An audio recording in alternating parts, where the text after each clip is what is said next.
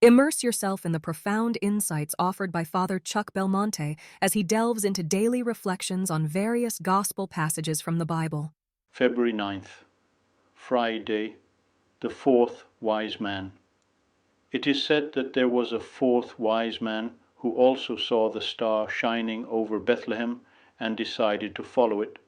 As a gift, he planned to offer the child a chest full of precious pearls. However, on his way, he met several people who were asking for his help. This fourth king took care of them with joy and diligence and gave them a pearl to each one, but that was delaying his arrival and emptying his chest. He found many poor, sick, imprisoned, and rejected people, and he could not leave them unattended. He stayed with them as long as necessary to relieve their sorrows, and then proceeded on his way, which was again interrupted by another helpless person. It happened that, when he finally arrived in Bethlehem, the other Magi were no longer there, and the child had fled with his parents to Egypt, because King Herod wanted to kill him. The Magi continued looking for him without the star that had guided him before. He searched and searched and searched, and it is said that he spent more than 30 years traveling the land, looking for the child and helping the needy, until one day he arrived in Jerusalem just as the angry crowd was calling for the death of a poor man. Looking at him, he could see in his eyes the brightness of that star.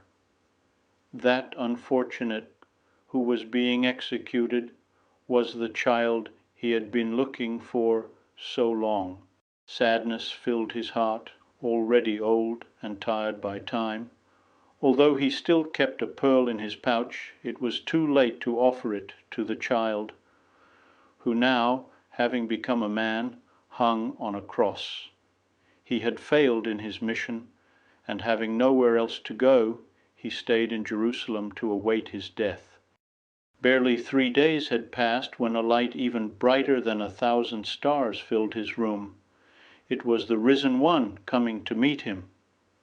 The fourth king, falling on his knees before him, took his remaining pearl and stretched out his hand as he bowed. Jesus took it tenderly, smiled, and said to him, too, "You did not fail. On the contrary, you found me throughout your life, for I was in all those you cared for on your way. You gave me your life. Thank you so much for so many gifts of love. Now you will be with me forever, for heaven is your reward." The story requires no explanation. Each of us is the fourth king, and Jesus waits for us to give him not a pearl but our entire life, and to find him in every person close to us. Let's try to find him every day. I would be delighted to extend another invitation for you to join me tomorrow, embracing the opportunity to once again immerse ourselves in the uplifting wisdom of Father Chuck as he guides us on our spiritual journey in faith.